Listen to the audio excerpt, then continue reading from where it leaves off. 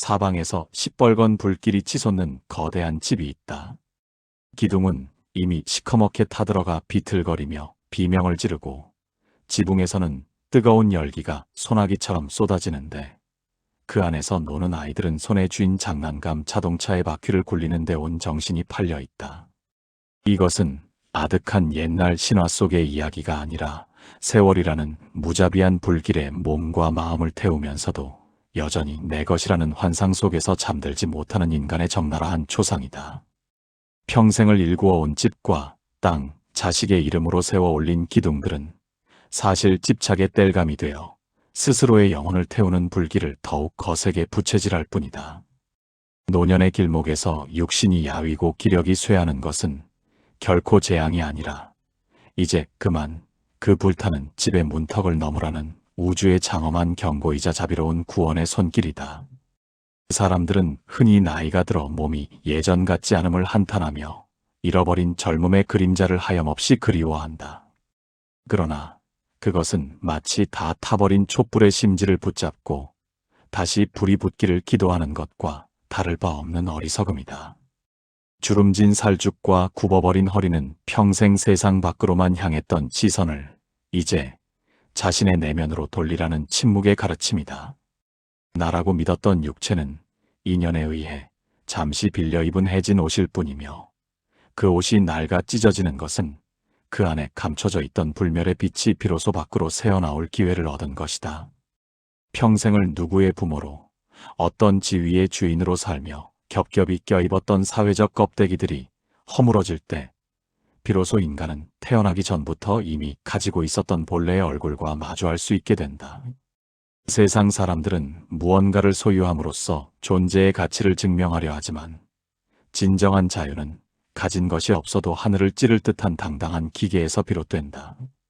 자식에게 모든 것을 쏟아붓고 그 보상을 바라는 마음이나 평생 모은 재산이 줄어들까 전전긍긍하며 밤잠을 설치는 마음은 모두 불타는 집의 방구석에 앉아 곧 무너질 천장을 보지 못하는 것과 같다. 자식 또한 인연의 바람이 잠시 머물다 가는 독립된 생명일 뿐이며 재물은 죽음이라는 문턱 앞에서 한 줌의 연기로 변할 빌려온 그림자에 불과하다. 이 사실을 뼈저리게 깨닫는 순간 가슴을 짓누르던 무거운 돌덩이는 연기처럼 사라지고 그 자리에 텅 빈 평온이 맑은 샘물처럼 솟아나기 시작한다. 노년은 상실의 계절이 아니라 불필요한 짐을 하나둘 내던지고 가벼워지는 거룩한 해체의 시간이다. 험준한 산 정상에 오르기 위해 짊어졌던 무거운 배낭을 하산길에 미련 없이 내려놓는 것처럼 이제는 나의 것이라 여겼던 모든 관념을 허공에 흩뿌려야 한다. 눈이 흐려지는 것은 세상의 잡다한 욕망을 보지 말고 마음의 눈으로 영원한 진리를 보라는 뜻이며 귀가 먹먹해지는 것은 세상의 시끄러운 시비와 분별에서 벗어나 내면의 북소리를 들으라는 계시이다.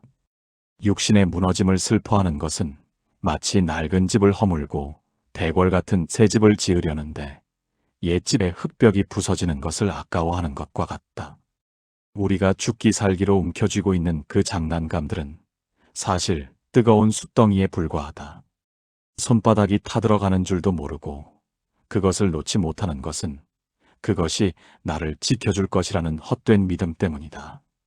하지만 보라, 거센 바람 한 번에 무너지는 모래성처럼 우리가 쌓아 올린 모든 공든 탑은 세월이라는 파도 앞에서 무기력하게 흩어진다. 이때 절망하는 자는 평생을 껍데기로 산 사람이고 미소 짓는 자는 그 껍데기 아래에 단단한 알맹이를 발견한 수행자이다. 텅 빈 손이라야 우주 전체를 움켜쥘 수 있고 갈 곳 없는 발이라야 비로소 모든 곳에 머물 수 있는 법이다. 불타는 집의 문을 열고 밖으로 한 걸음 내딛는 결단은 오직 스스로의 몫이다. 밖에는 사방이 탁 트인 무소유의 벌판이 기다리고 있으며 그곳에는 집착의 불길에 데일 걱정 없는 서늘하고 맑은 바람만이 가득하다.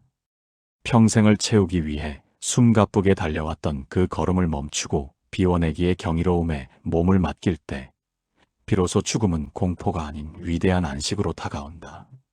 내 이름이라는 좁은 감옥에서 걸어나와 우주 전체를 내 집으로 삼는 대자유인의 미소는 오직 모든 것을 놓아버린 자만이 지을 수 있는 가장 고귀한 꽃이다. 타오르는 집의 불길은 이제 더 이상 위협이 아니라 어두운 밤길을 밝혀주는 지혜의 횃불이 되어 대자유의 길을 인도하기 시작한다.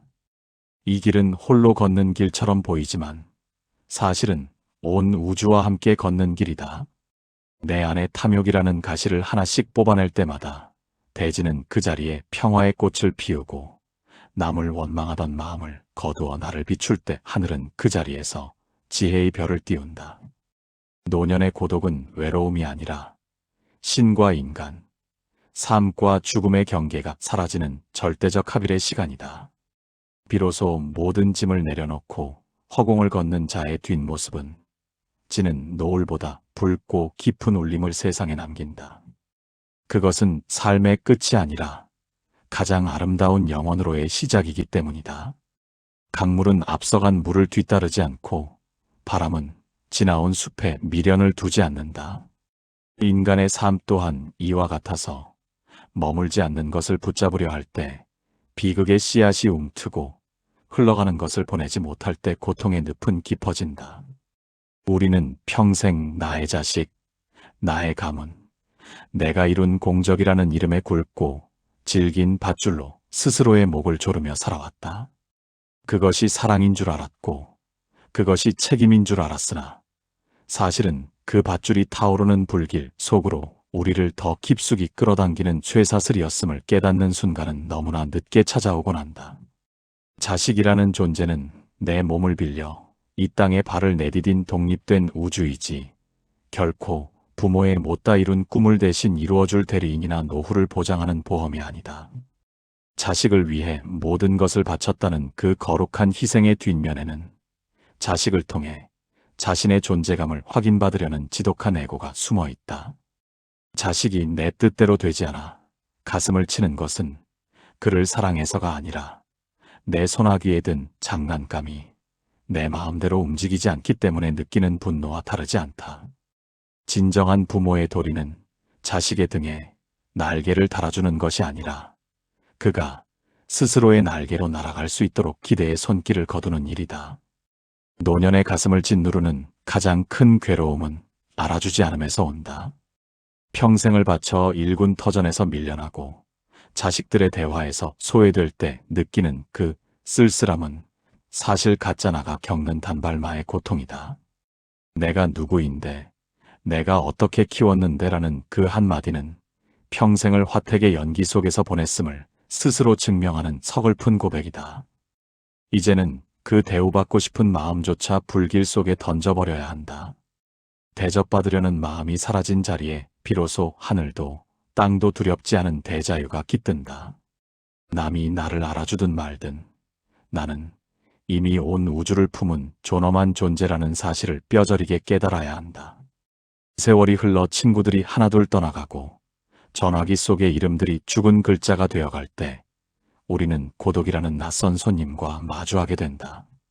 많은 이들이 이 손님을 두려워하며 텔레비전의 소음이나 부질없는 수다로 쫓아내려 애쓰지만 사실 고독은 부처님이 우리에게 보내신 가장 귀한 선물이다. 시끄러운 인연의 소음이 잦아들어야만 비로소 내면의 북소리가 들리기 시작하기 때문이다. 홀로 있는 시간은 외로운 시간이 아니라 수십 년간 타인의 시선과 요구에 응답하느라 지쳐버린 진짜 나를 어루만지고 달래는 치유의 시간이다. 우리는 흔히 관계라는 그 물망 속에서만 자신의 존재 가치를 찾으려 한다. 누구의 어머니, 누구의 아버지, 어느 회사에 누구라는 꼬리표가 없으면 자신이 아무것도 아닌 존재가 될까봐 전전긍긍한다. 그러나 보라, 숲속의 나무 한 그루가 누구의 인정을 받기 위해 꽃을 피우는가? 저 하늘의 구름이 누구의 박수를 받기 위해 모양을 바꾸는가? 그저 피어날 뿐이고 그저 흘러갈 뿐이다. 인간 또한 그 어떤 수식어 없이도 그 자체로 이미 완성된 부처이다. 껍데기뿐인 명예와 허울뿐인 관계를 다 내려놓고 벌거벗은 영혼으로 마주 섰을 때 우리는 비로소 죽음을 넘어선 영원한 생명의 실상을 엿보게 된다. 육신이 노쇠하여 거동이 불편해지는 것은 우주가 우리에게 주는 강제적인 멈춤의 축복이다. 더 이상 밖으로 나돌며 헛된 것을 쫓지 말고 가만히 앉아 숨 쉬는 그 찰나의 기적을 관찰하라는 뜻이다. 한 번의 들숨과 한 번의 날숨 사이에 온 우주의 명멸이 담겨 있음을 깨닫는다면 굳이 먼 곳까지 가서 법문을 들을 필요도 없다. 내 몸이라는 빌려온 집이 무너져 내리는 소리에 귀를 기울이며 그 안에서 단 한 번도 무너진 적 없는 불멸의 주권자를 찾아야 한다. 인연의 끈을 놓는다는 것은 상대를 미워하거나 외면하는 것이 아니다. 상대에 대한 소유욕과 통제욕을 내려놓고 그를 있는 그대로의 생명으로 존중하며 나 또한 나 자신의 주인으로 돌아오는 일이다. 자식에게 쏟았던 그 지독한 관심을 이제는 자신의 마음 공부로 돌려야 한다. 자식의 성공을 비는 기도보다 내 안의 탐욕과 성냄이 사라지기를 비는 기도가 훨씬 더 자식을 돕는 길이다. 부모가 평온하고 자유로울 때 그 향기는 자식의 삶에 은은하게 스며들어 가장 큰 유산이 되기 때문이다. 이제 우리는 화택의 문턱을 넘어 무소유의 허공으로 성큼 걸어 들어가야 한다. 아무것도 가진 것이 없기에 온 우주를 가질 수 있고 기댈 곳이 없기에 천하를 호령하는 기계가 생긴다. 죽음이 문 밖에서 기다리고 있을 때 내 것을 챙기느라 뒤를 돌아보는 자는 가련한 중생이지만 본래 내 것이 없었음을 웃으며 선언하는 자는 해탈의 성자이다. 텅 빈 손으로 왔다가 텅 빈 손으로 가는 것은 허무한 일이 아니라 가장 깨끗하고 당당하게 본래의 고향으로 돌아가는 장엄한 행진이다. 비워내고 또 비워내어 마침내 나라는 생각조차 한 줌의 먼지가 되어 사라질 때 그곳에서 우리는 죽지 않는 참된 생명의 미소를 만나게 될 것이다. 지는 해가 노을을 남기듯 우리도 집착의 찌꺼기를 남기지 말고 오직 지혜의 빛만을 세상에 남겨야 한다. 그것이 이 짧은 생을 빌려 살다가는 인간이 할 수 있는 가장 고결한 마침표이며 새로운 영혼으로 나아가는 첫걸음이다. 불타는 집의 문턱을 넘어 한 걸음 내딛는 순간 뜨거웠던 열기는 간데없고 사방에는 오직 서늘하고 맑은 절대적인 고요만이 가득하다. 뒤를 돌아보면 한때 내 목숨보다 소중히 여겼던 그 집의 기둥들이 재가 되어 흩어지고 있지만 이상하게도 가슴은 무너지지 않고 오히려 새 깃털처럼 가볍다. 이것이 바로 부처님이 선언하신 텅 빈 자유의 실체다.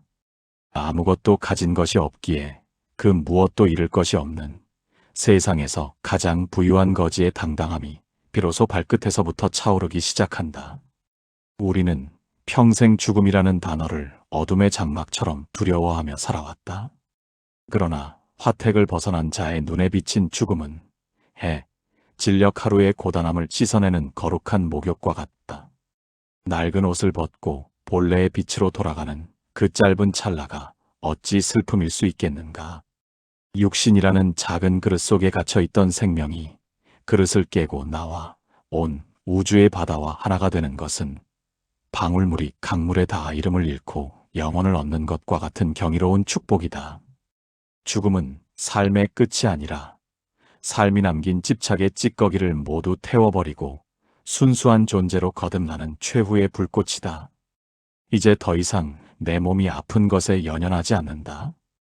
통증은 낡은 집이 무너지며 내는 자연스러운 소리일 뿐이며 그 소리를 듣고 있는 깨어있는 마음은 병들 수도 늙을 수도 없기 때문이다. 눈앞의 풍경이 흐릿해질수록 마음의 거울은 더욱 선명하게 닦인다. 세상의 잡다한 유혹들이 안개처럼 흩어진 자리에는 오직 나 홀로 존엄하다는 거대한 진리만이 우뚝 솟아오른다. 이것은 오만함이 아니라 천지 만물과 내가 한 뿌리임을 깨달은 자가 내뱉는 사자의 포효와 같다.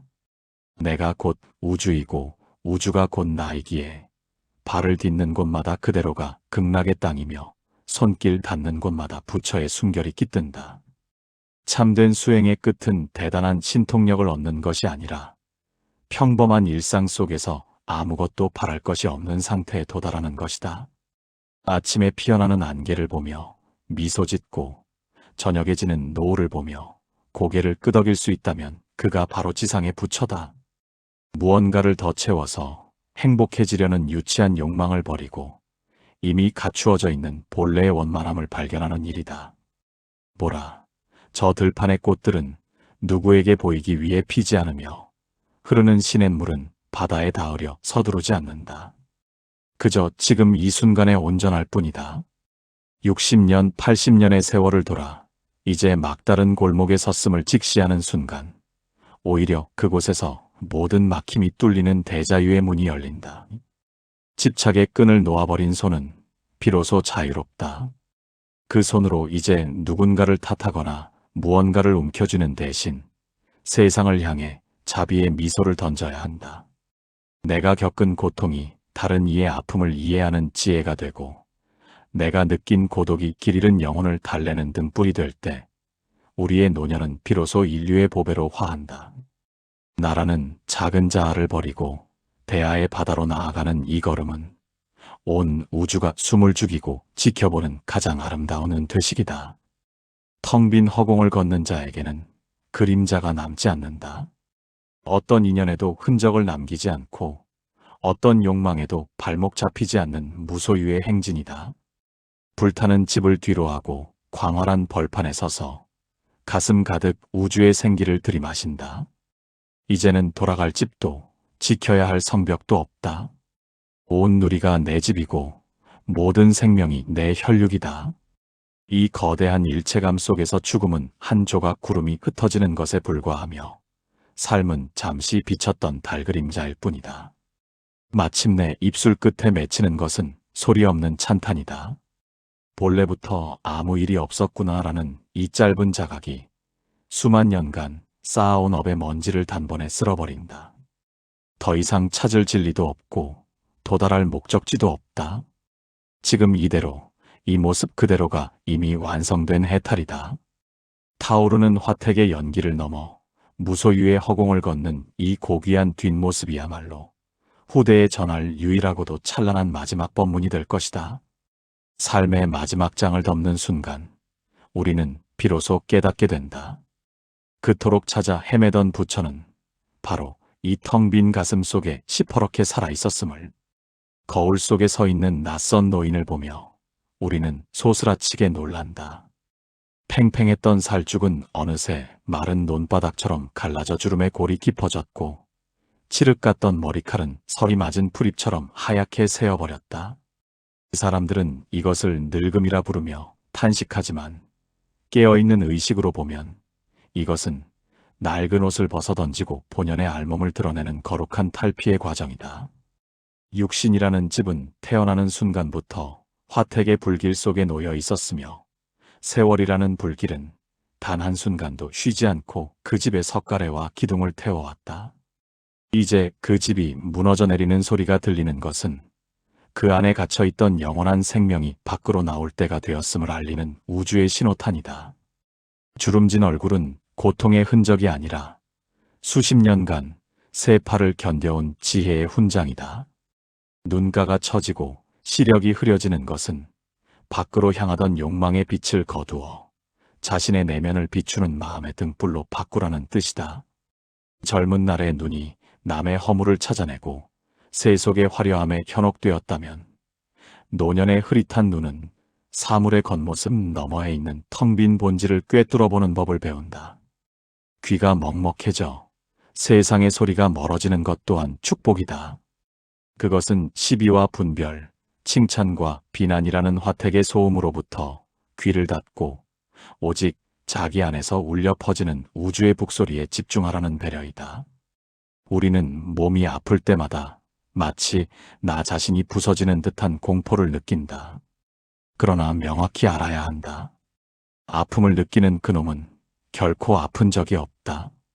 몸이라는 기계가 낡아 삐걱거리는 소리를 내는 것이지, 그 기계를 운전하는 주인공은 단 한 번도 병들거나 상처받은 적이 없다. 통증은 육신이라는 감옥이 너무 좁으니 이제 그만 넓은 벌판으로 나가라는 다급한 외침이다.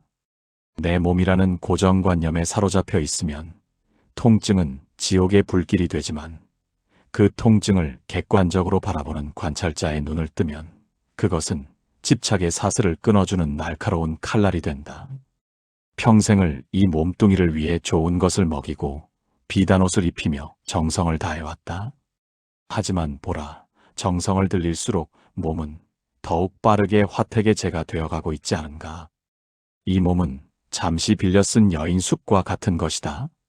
하룻밤 묵어가는 나그네가 여인숙의 벽지가 해졌다고 밤새 눈물 흘리는 것이 얼마나 우스꽝스러운 일인가. 우리는 나그네이지 여인숙 자체가 아니다. 여인숙은 무너져도 나그네는 다시 길을 떠나면 그만이다. 노년의 진정한 공부는 이 여인숙에서 짐을 꾸리는 법을 익히는 것이다. 미련이라는 낡은 짐짝을 하나씩 내버리고 오직 가벼운 영혼만을 남겨야 한다. 육신의 힘이 빠져나가는 그 자리에 지혜의 힘이 차오른다. 젊은 시절의 힘이 바위를 깨뜨리는 강한 주먹이었다면 노년의 힘은 어떤 바위도 품어안는 부드러운 물결과 같다. 근육은 줄어들고 뼈마디는 쑤시지만 마음의 보폭은 오히려 넓어져 온 누리를 단숨에 횡단한다. 더 이상 무언가를 움켜쥘 힘이 없다는 것은 역설적으로 모든 것을 놓아버릴 완벽한 기회를 얻었다는 뜻이다. 집착할 소나기의 힘이 풀릴 때 비로소 손바닥 위에는 무소유의 보주가 찬란하게 빛나기 시작한다. 사람들은 무병장수를 기원하지만 사실 병이 없고 오래 사는 것이 반드시 복은 아니다. 병고는 교만을 꺾어주는 준엄한 스승이며 노쇠함은 탐욕을 잠재우는 자비로운 약이다. 육신이 온전할 때는 자신이 영원히 살 것처럼 기세를 부리지만 숨이 가빠지고 맥박이 불규칙해질 때 비로소 인간은 겸허하게 진리의 문을 두드린다. 화택의 불길이 발등상에 닿았을 때에야 비로소 밖으로 나갈 결심을 하듯 육신의 무너짐은 우리를 억지로라도 대자유의 길로 등 떠미는 거룩한 채찍질이다. 이제 거울 속의 노인을 보며 더 이상 슬퍼하지 말라. 그 노인은 당신이 아니다. 당신은 그 노인을 바라보고 있는 영원한 응시자이며 주름진 육체라는 수면 아래에 도도하게 흐르는 심해의 고요이다. 겉으로 보이는 파도가 아무리 거칠게 부서져도 바다 깊은 곳은 언제나 평온하듯 당신의 본질은 세월이라는 바람의 단 한 점의 생채기도 입지 않는다. 이 사실을 뼈저리게 인식하는 순간 화택의 불길은 시원한 연꽃 연못으로 변하고 육신의 고통은 해탈을 알리는 장엄한 종소리가 되어온 우주에 울려 퍼질 것이다. 한때 세상을 호령하던 장수의 칼날도 세월이라는 숫돌 앞에서는 무뎌지기 마련이고 만인을 우러러보게 했던 화려한 왕관도 결국은 머리칼을 짓누르는 무거운 쇠덩이에 불과했음을 깨닫는 순간이 온다. 우리는 평생 누구의 장이라 불리거나 어떤 명예로운 자리에 앉아 있는 것을 나 자신과 동일하게 여기며 살아왔다. 하지만 보라, 화택의 불길이 거세게 몰아칠 때 그 종이로 만든 직함과 허울뿐인 명패가 당신을 구원해 줄 수 있는가? 불길은 지위의 높고 낮음을 가리지 않고 연기는 금으로 치장한 방이나 흙으로 빚은 방이나 똑같이 매캐하게 채울 뿐이다. 사람들은 과거에 내가 얼마나 잘 나갔는지, 내가 얼마나 큰일을 해냈는지를 훈장처럼 가슴에 달고 다닌다. 그러나 그 훈장은 이미 지나가 버린 바람의 흔적일 뿐, 지금 이 순간 숨 쉬는 당신의 생명력과는 아무런 상관이 없다. 과거의 영광에 매달려 사는 것은 이미 말라비틀어진 낙엽을 붙들고 봄날의 푸르름을 돌려달라고 떼를 쓰는 것과 같다. 노년의 비극은 기력이 떨어지는 데 있는 것이 아니라 이미 사라진 과거의 나를 지금의 나라고 착각하며 그 그림자를 붙잡고 놓지 못하는 데서 시작된다. 내가 누군지 알아? 라는 그 서글픈 외침은 사실 나는 지금 아무것도 아니다라는 공포의 다른 표현일 뿐이다. 이제는 그 공포와 정면으로 마주해야 한다. 아무런 수식어가 붙지 않은 벌거벗은 나로 돌아가는 연습을 시작해야 한다. 사장도 아니고 장관도 아니며 박사도 아닌 그저 길가에 핀 이름 모를 풀꽃과 다를 바 없는 한 생명으로서의 자신을 긍정해야 한다. 수식어가 다 떨어져 나갔을 때 비로소 드러나는 그 텅 빈 존재감이야말로 화택의 불길이 결코 태울 수 없는 당신의 진짜 모습이다. 우리가 지키려고 애썼던 명예는 사실 타인의 시선이라는 변덕스러운 바람 위에 지어진 누각이다. 남들이 손가락질하면 무너지고 남들이 박수치면 으쓱해지는 그 나약한 자존심이 어떻게 당신의 주인이 될 수 있겠는가. 진정한 자존은 남의 시선에서 벗어나 스스로의 빛으로 서는 것이다. 마치 산봉우리가 구름이 끼건 해가 비치건 상관없이 그 자리에 묵묵히 서 있듯이 세상의 평판이라는 구름에 일희일비하지 않는 바위 같은 평온함을 길러야 한다. 평생을 모은 재산과 쌓아 올린 공적은 잠시 맡아 관리하던 우주의 물건일 뿐이다.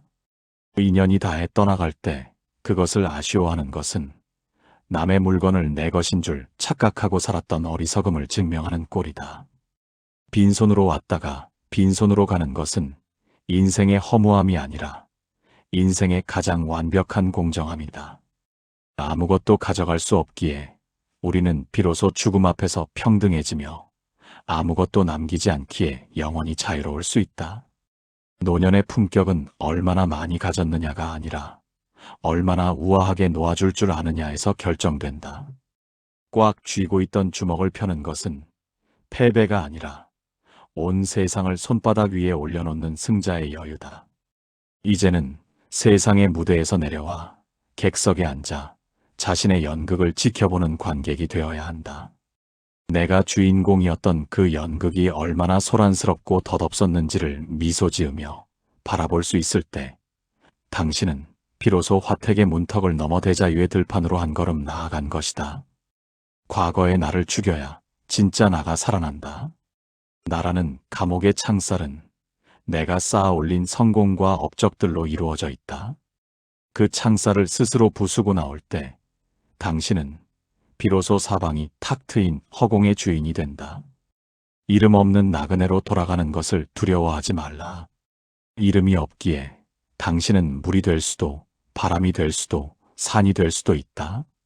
무소유의 허공을 걷는 자에게는 더 이상 잃을 것이 없기에 두려움 또한 존재하지 않는다. 그것이 바로 부처님이 우리에게 보여주신 세상에서 가장 고귀하고 당당한 자유인의 길이다. 흐르는 강물에 발을 담그면 방금 내 발등을 스치고 지나간 물은 다시는 돌아오지 않는다. 그러나 우리는 그 강을 여전히 같은 강이라 부른다. 인간의 삶 또한 이와 같아서 어제의 나와 오늘의 내가 다르고 소년의 얼굴과 노인의 주름이 다르건만 우리는 나라는 환상을 끝까지 붙들고 놓지 못한다. 화택의 불길 속에서 타오르는 것은 오직 인연에 의해 잠시 뭉쳐진 가짜 형상일 뿐인데 사람들은 그 형상이 무너지는 것을 보며 세상이 무너지는 듯한 통곡을 내뱉는다. 하지만 보라, 숲의 나무가 낙엽을 떨구는 것은 죽기 위함이 아니라 다음 봄의 새 잎을 맞이하기 위한 거룩한 비움이다. 우리네 생명 또한 육신이라는 낡은 껍질을 벗어 던짐으로써 비로소 우주적 생명이라는 더 큰 바다로 나아가는 법이다. 죽음이라는 것은 사실 존재하지 않는다. 그것은 단지 하나의 상태에서 다른 상태로 옮겨가는 장면의 전환일 뿐이다. 마치 얼음이 녹아 물이 되고 그 물이 다시 증발하여 구름이 되었다가 비로소 대지를 적시는 비가 되는 것과 같다. 얼음의 입장에서는 자신의 모양이 사라지는 것이 죽음처럼 느껴지겠지만 물의 본질로 보면 단 한 번도 사라진 적이 없다. 노년의 끝자락에서 우리가 목격하는 것은 소멸이 아니라 개별적인 자아라는 작은 물방울이 우주라는 거대한 대양에 합쳐지는 장엄한 합일의 순간이다. 이 이치를 깨달은 자에게 죽음은 더 이상 공포의 대상이 아니라 고단한 여행을 마치고 돌아가는 따뜻한 고향집의 등불이 된다. 평생을 태어남과 죽음이라는 두 기둥 사이에 갇혀 전전긍긍하며 살아왔다. 태어났기에 기뻐하고 죽을 것이기에 슬퍼하는 그 굴레가 바로 화택의 가장 견고한 벽이다. 그러나 부처님께서는 분명히 선언하셨다. 태어난 적이 없으므로 죽을 일 또한 없다는 것을, 우리가 태어났다고 믿는 것은 인연의 바람이 잠시 먼지를 일으켜 형상을 만든 것에 불과하며, 그 먼지가 가라앉는다고 해서 우주라는 마당 자체가 사라지는 것은 아니다. 주름진 살쭉 아래 흐르는 그 보는 성품과 듣는 성품은 어머니의 태중에서 나오기 전부터 있었고, 숨이 멎어 흙으로 돌아간 뒤에도 여전히 허공처럼 존재한다. 노년의 진정한 기쁨은 이 불멸의 성품을 확인하는 데 있다. 기력이 쇠하여 침대에 누워있을 때조차 내가 지금 누워있구나 하고 알아차리는 그 명징한 의식은 병들지 않는다. 눈이 침침하여 앞이 보이지 않을 때조차 캄캄하다는 것을 알고 있는 그 알매 빛은 결코 흐려지지 않는다. 이것이 바로 우리가 그토록 찾아 헤매던 참된 나이자 화택의 불길이 감히 범접할 수 없는 서늘한 평화의 자리이다. 세월이라는 칼날이 아무리 날카롭게 육신을 베어내도 이 허공 같은 성품에는 단 한 점의 생채기도 낼 수 없다. 이제 우리는 죽음을 준비하는 것이 아니라 죽음이 없음을 공부해야 한다. 자식에게 재산을 물려주는 법보다 스스로가 우주의 주인임을 깨닫는 법을 익혀야 한다. 내가 쌓아온 모든 업적과 기억들이 연기처럼 흩어질 때 그 연기 너머의 푸른 하늘을 볼 수 있는 안목을 길러야 한다. 구름이 가린다고 해서 하늘이 사라지지 않듯 망상과 집착의 구름이 육신을 덮는다고 해서 당신의 본래 빛이 꺼지는 것은 아니다. 노년은 바로 그 구름을 걷어내고 영원한 태양과 마주하는 가장 축복받은 시간이다. 텅 빈 손으로 왔으니 텅 빈 손으로 가는 것이 순리라고들 말한다. 하지만 한 걸음 더 나아가면 애초에 온 적도 없고 갈 곳도 없음을 보게 된다. 오고 감이 없는 자리에서 비로소 우리는 진정한 안식을 누린다. 화택의 문을 열고 나와 광활한 들판에 서서 찌는 해를 바라보라. 저 노을은 사라지는 것이 아니라 지구 반대편의 누군가에게는 찬란한 아침 햇살로 다가간다. 삶과 죽음은 이처럼 하나의 동전과 같아서 때려야 뗄 수 없는 생명의 순환일 뿐이다. 모든 집착을 내려놓고 무소유의 허공을 걷는 자의 발걸음은 가볍고도 당당하다.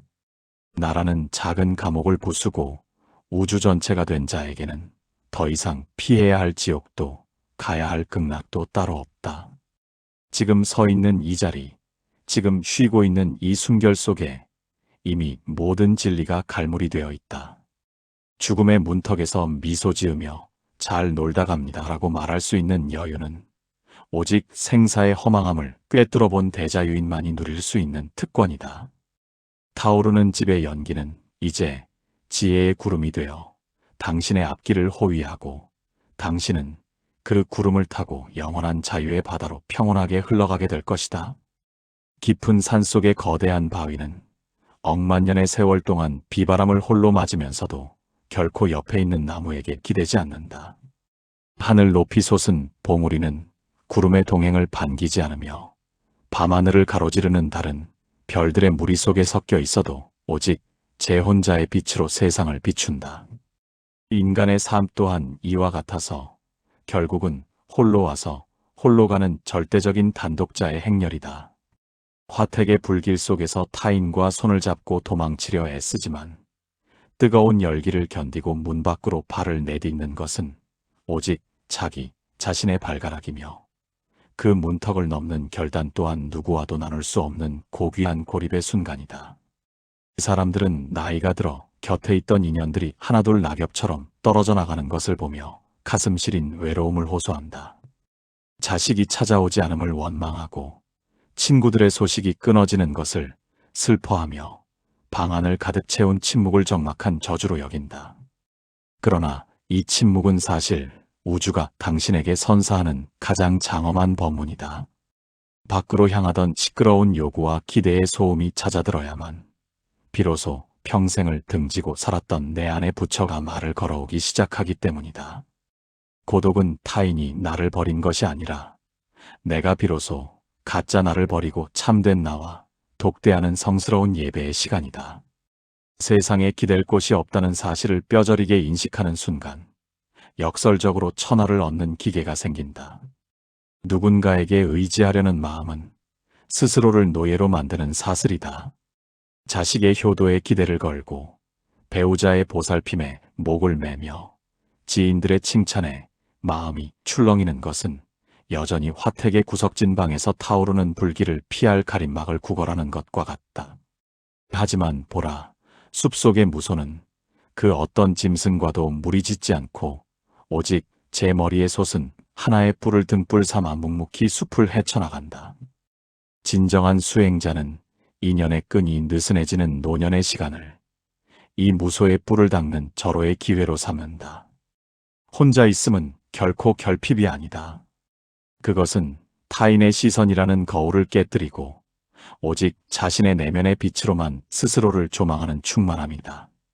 평생을 누군가의 무엇으로 살기 위해 타인의 입맛에 맞는 표정을 짓고 남의 눈높이에 맞춰 자신의 보폭을 조절해왔던 그 고단한 연극을 이제는 끝내야 한다. 관객이 다 떠나고 무대 조명이 꺼진 뒤 텅 빈 객석을 향해 서 있는 광대가 비로소 자신의 진짜 얼굴을 마주하듯 사회적 관계라는 의상을 다 벗어던진 뒤에 남는 그 벌거벗은 존재감이 당신의 실체다. 그 실체는 누구의 박수 없이도 이미 온전하며 누구의 동행 없이도 온 우주를 제 집처럼 드나든다. 우리는 흔히 외로움을 달래기 위해 억지로 사람을 만나고 의미 없는 대화로 시간을 죽인다.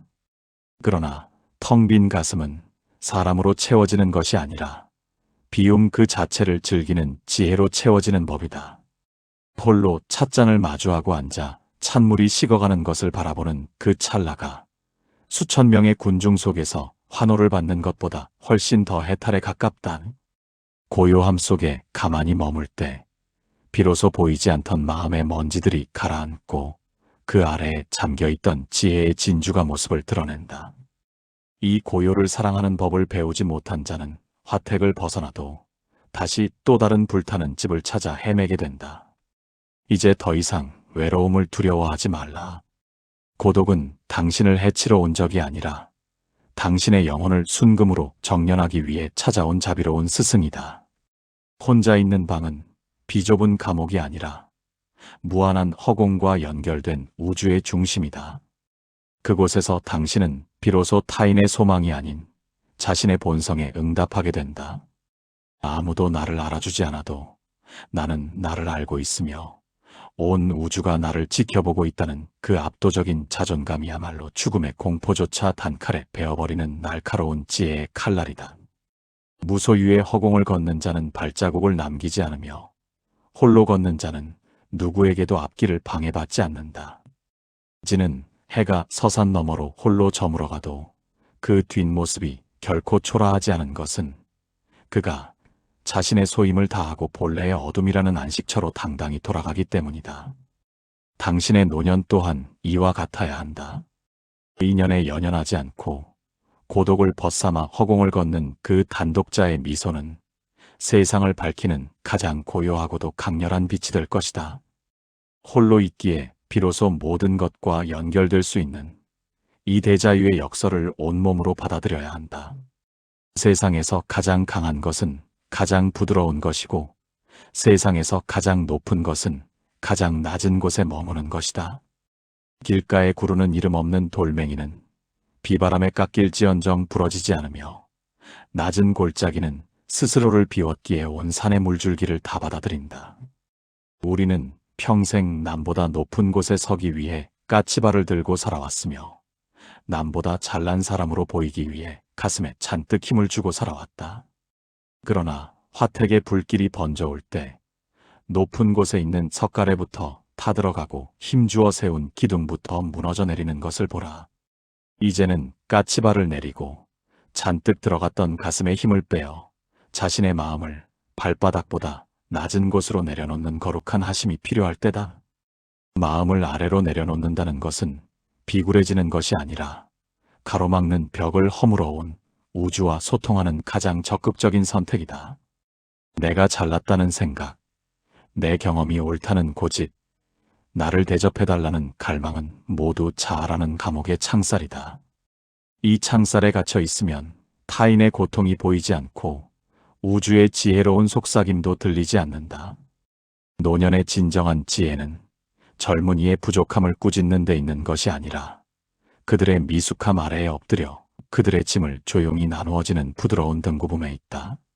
내가 밑바닥이 될 때 세상의 그 어떤 것도 나를 넘어뜨릴 수 없으며 모든 생명은 비로소 나의 품 안에서 안식을 얻는다. 옳고 그름을 따지는 시비의 불길은 화태간에서 가장 무섭게 타오르는 불꽃이다. 평생을 이것이 맞다와 저것은 틀리다라는 잣대로 세상을 난도질하며 살아왔으나 그 칼날에 가장 깊은 상처를 입은 것은 결국 자기 자신이었다. 노년의 입술은 이제 말을 아끼고 미소를 머금어야 한다. 누가 나를 비방해도 그저 흐르는 물처럼 받아내고 누가 나를 칭송해도 스쳐가는 바람처럼 흘려보내야 한다. 내 주장을 꺾는 것이 지는 것이 아니라 다투지 않는 것이야말로 세상에서 가장 위대한 승리임을 깨닫는 순간 가슴을 태우던 분노와 억울함은 연기처럼 사라지고 그 자리에 깊은 호수 같은 평온이 깃든다. 우리는 흔히 대접받지 못할 때 서운함을 느낀다. 자식이 내 말을 건성으로 듣거나 세상이 나를 뒷방 늙은이 취급할 때 자존심이 상한다고 말한다. 하지만 그 자존심의 실체가 무엇인지 가만히 들여다보라. 그것은 나라는 허상을 지키기 위해 세워놓은 종이 성벽일 뿐이다. 불타는 집안에서 종이 성벽이 무슨 소용이 있겠는가. 대접받으려는 마음을 눈 녹듯 내려놓을 때 당신은 비로소 그 누구도 침범할 수 없는 존엄한 자유인이 된다. 남이 나를 어떻게 보든 상관없이 나는 이미 천지 만물과 한 뿌리이며 부처의 성품을 고스란히 간직한 보배로운 존재임을 스스로 확인해야 한다.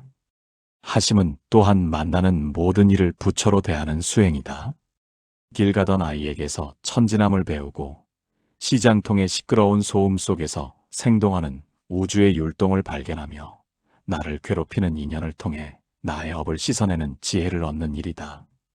고개를 숙이면 비로소 땅 밑에 핀 작은 풀꽃의 경이로움이 보이고 허리를 굽히면 비로소 이웃의 아픈 발가락이 눈에 들어온다. 나를 낮출수록 세상은 넓어지고 나를 비울수록 진리는 명징해진다. 이것이 바로 화택의 열기를 식히고 무소유의 허공을 걷는 가장 빠른 지름길이다.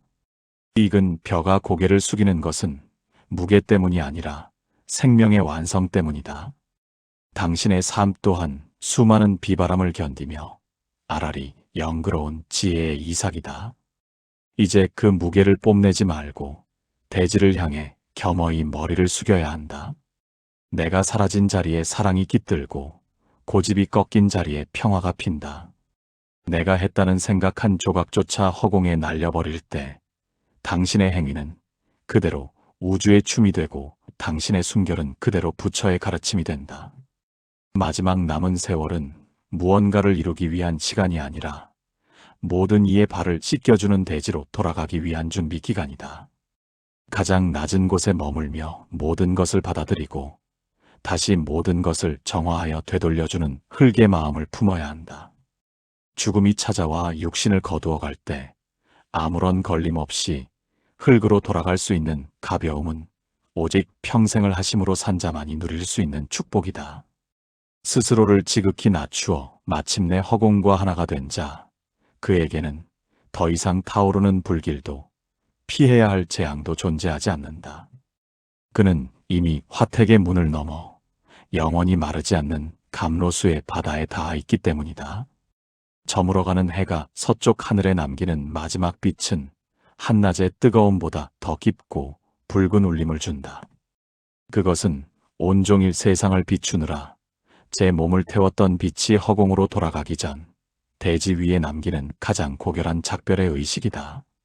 인간의 삶 또한 이와 같아서 생의 마지막 장을 넘기기 전까지 가지고 있는 모든 온기를 세상에 골고루 나누어 주어야 한다. 평생을 나와 내 가족만을 위해 담장을 높였던 그 좁은 마음을 헐어내고 이제는 만나는 모든 생명이 자신의 덕을 입을 수 있도록 공덕을 되돌려주는 길을 걸어야 한다. 이것은 사라지는 것이 아니라 낱개의 물방울이 되어 흩어지던 생명이 거대한 자비의 바다로 확장되는 장엄한 변신이다. 사람들은 흔히 죽음의 문턱에서 자신이 이룬 것들을 자식에게 물려주거나 명성으로 남기려 애쓴다. 그러나 진정한 지혜를 얻은 자는 자신이 쌓은 눈에 보이지 않는 마음의 자산조차 내 것이라 주장하지 않는다. 고통스러운 수행을 통해 얻은 평온함도, 시련을 견디며 길러낸 인내의 힘도 모두 온 누리의 평화를 위해 아낌없이 흩뿌린다. 마치 숲속의 늙은 나무가 쓰러지며 제 몸을 벌레들의 먹이로 내어주고 흙의 거름이 되어 다시 숲을 살려내듯, 노년의 마지막 소임은 자신의 존재 전체를 우주를 향한 성스러운 공약물로 바치는 일이다. 내가 가진 것을 나누어 줄 때 나라는 장벽은 비로소 허물어지며 그 허물어진 자리에서 비로소 모든 생명과 하나가 되는 기적이 일어난다. 화택의 불길을 피해 밖으로 나온 자가 가장 먼저 해야 할 일은 아직도 불길 속에서 장난감에 취해 있는 이들을 향해 구원의 손길을 뻗는 것이다. 그것은 거창한 설법이 아니라 단지 평온한 미소 한 자락, 따뜻한 말 한마디를 세상에 남기는 것으로 충분하다. 평생을 원망하며 살았던 인연에게 먼저 마음의 빚을 탕감해주고 나를 아프게 했던 기억들조차 지혜의 걸음으로 삼아 축복으로 되돌려주는 행위가 바로 화택을 완전히 벗어나는 마지막 관문이다. 미움의 찌꺼기를 가슴에 품고서는 결코 허공을 가볍게 걸을 수 없기 때문이다. 모든 것을 용서하고 모든 것을 되돌려줄 때 영혼은 비로소 구름보다 가벼워져 절대적인 자유의 궤도에 진입한다. 우리가 베푸는 자비는 남을 돕는 것이 아니라 결국 자기 자신을 우주적 존재로 승화시키는 작업이다. 누군가를 위해 올리는 간절한 기도는 그 울림이 먼저 자신의 가슴을 정화하고, 타인의 눈물을 닦아주는 손길은 자신의 업의 먼지를 닦아내는 걸레가 된다. 공덕을 쌓으려 애쓰지 말고 쌓인 공덕마저 허공에 날려버리는 무심의 경지에 도달해야 한다. 내가 이만큼 베풀었다는 생각 한 조각이 남아있는 한 그것은 여전히 자아라는 감옥의 창살로 남는다. 왼손이 한 일을 오른손이 모르게 하는 것을 넘어 나라는 주체와 남이라는 객체가 사라진 텅 빈 나눔이 실현될 때 비로소 인간은 죽음을 넘어선 영원한 공덕의 주인이 된다. 이제 남은 시간은 무언가를 더 얻기 위한 경쟁의 시간이 아니라 가장 깨끗하게 비워내기 위한 정돈의 시간이다. 책상 위를 정리하고 길을 떠나는 여행자처럼 마음속에 엉겨붙어 있던 온갖 시비와 분별의 실타래를 하나씩 풀어내어 허공에 던져야 한다. 자식에 대한 걱정도, 노후에 대한 불안도, 지나온 삶에 대한 회한도 모두 인연의 바람에 맡겨버려야 한다. 비워진 그릇에는 우주의 기운이 가득 차고 놓아버린 손에는 진리의 보주가 쥐어지는 법이다. 마지막 숨을 내쉬는 그 순간까지 세상을 향해 참으로 고마웠노라는 감사의 염원을 회양하는 자는 이미 이 땅 위에서 부처의 삶을 살고 있는 성자이다. 인생의 황혼은 결코 쓸쓸한 뒷모습이 아니다. 그것은 자신이 일군 모든 곡식을 세상에 나누어 주고 빈 창고를 바라보며 웃음 짓는 농부의 넉넉함이다. 아무것도 남기지 않기에 모든 곳에 존재할 수 있고 아무것도 소유하지 않기에 온 우주를 제 집으로 삼는다. 텅 빈 손으로 허공을 휘저을 때 그 손끝에서 자비의 꽃비가 내리고 지혜의 바람이 일어난다. 이러한 회향의 삶을 사는 자에게 죽음은 단지 낡은 집의 문을 열고 광활한 들판으로 나가는 축제일 뿐이다. 타오르는 화택의 불길을 지혜의 등불로 바꾸어 세상을 비추는 것, 이것이 부처님이 우리에게 주신 마지막 숙제이자 최고의 선물이다. 내 몸이라는 작은 촛불이 꺼지더라도 그 불씨를 만인의 가슴에 옮겨 붙여 지혜의 바다를 이루게 한다면 그 생명은 결코 죽지 않는다. 영원히 꺼지지 않는 자비의 빛이 되어온 누리를 흐르는 것, 그것이 바로 무소유의 허공을 걷는 자가 도달하게 될 최후의 승리이자 영원한 안식이다. 이제 모든 짐을 내려놓고 오직 사랑과 지혜의 향기만을 남긴 채 저 넓은 평원으로 기쁘게 걸어 들어가야 한다. 긴 꿈에서 깨어난 자는 더 이상 꿈속의 사나운 짐승을 두려워하지 않으며 물거품이 사라진 것을 보고 바다가 메말랐다 탄식하지 않는다. 화택의 거센 불길을 뚫고 마침내 광활한 허공에 발을 내디딘 자가 마주하는 진실은 그토록 뜨겁게 자신을 위협했던 불길조차 사실은 한 조각 일렁이는 신기루에 불과했다는 장엄한 자각이다. 애초에 불타는 집은 없었으며 타오르는 고통도 그것을 피해 달아나야 했던 가련한 중생도 모두가 마음이라는 거울 위에 잠시 맺혔다 사라진 그림자였을 뿐이다. 이 마지막 깨달음의 문턱에서 인간은 비로소 나라는 무거운 짐을 내려놓고 천지 만물과 하나로 흐르는 영원한 생명의 율동 속으로 녹아든다. 해탈은 어디론가 멀리 떠나는 것이 아니라 지금 서 있는 이 자리에서 집착의 안경을 벗는 것이다. 안경을 벗으면 비로소 세상이 있는 그대로의 맨 얼굴을 드러내듯 내 눈을 가렸던 탐욕과 성냄의 가리개가 사라지면 지옥이라 믿었던 이 땅이 그대로 맑고 깨끗한 나라로 변한다.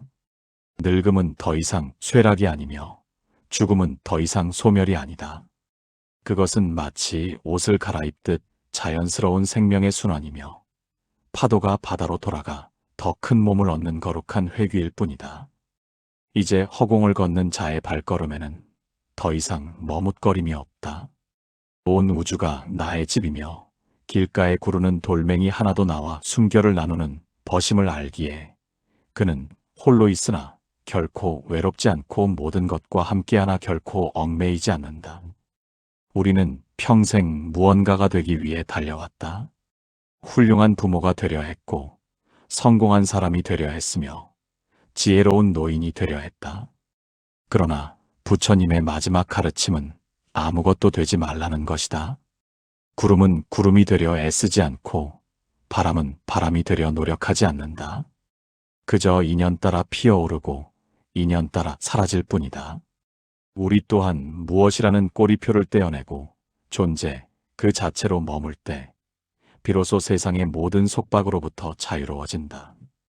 나라고 내세울 것이 단 하나도 없을 때 역설적으로 온 우주가 비로소 나의 품 안으로 들어오는 것이다.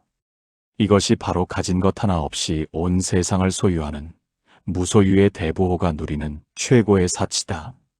마지막 숨을 거두는 찰나 해탈한 자의 가슴 속에는 오직 고요한 환희만이 가득하다. 수만 번의 생을 돌고 돌아 이제야 비로소 본래의 고향에 닿았다는 안도감이다. 그는 자신을 태우려 했던 불길을 향해 미소 짓고 자신을 짓눌렀던 고통의 무게를 향해 감사한다. 그 모든 시련이 사실은 자신을 이 허공의 길로 인도하기 위한 자비로운 스승의 손길이었음을 알기 때문이다. 이제 그는 더 이상 오고 감이 없는 자리에서 영원한 안식을 누린다. 몸은 흙으로 돌아가 대지를 살찌우고 정신은 빛이 되어 누군가의 어두운 밤길을 밝히는 별이 된다. 화택의 문은 이제 닫혔으나 당신 앞에 펼쳐진 대자유의 평원은 끝이 없다. 그곳에는 더 이상 너와 나의 구별이 없고 삶과 죽음의 경계가 없으며 오직 맑고 투명한 존재의 빛만이 파도친다. 평생을 불타는 집안에서 땀 흘리며 살았던 그 노고를 이제는 스스로 치하하며 아무런 미련 없이 저 찬란한 노을 속으로 걸어 들어가야 한다. 당신은 원래부터 부처였고 단 한순간도 그 존엄함을 잃은 적이 없었다. 다만 잠시 꿈을 꾸었을 뿐이며 이제 그 꿈에서 깨어나 본래의 위엄을 되찾은 것뿐이다. 무소유의 허공을 걷는 자여, 그대의 뒷모습은지는 달보다 아름답고 떠오르는 해보다 눈부시다. 이제 아무 걱정 말고 아무 미련 없이 저 광활한 영혼의 바다를 향해 돛을 올리라. 그곳에는 오직 본래 아무 일이 없었음을 노래하는 지혜의 파도만이 당신을 기다리고 있다. 당신의 마지막 마침표는 세상에서 가장 아름다운 영혼으로의 시작이 될 것이다. 삶의 긴 여정을 마친 대자유인의 미소가 온 누리를 적시는 감로수가 되어 만생명의 가슴 속에서 영원히 시들지 않는 꽃으로 피어날 것이다. 나무아미타불 관세음보살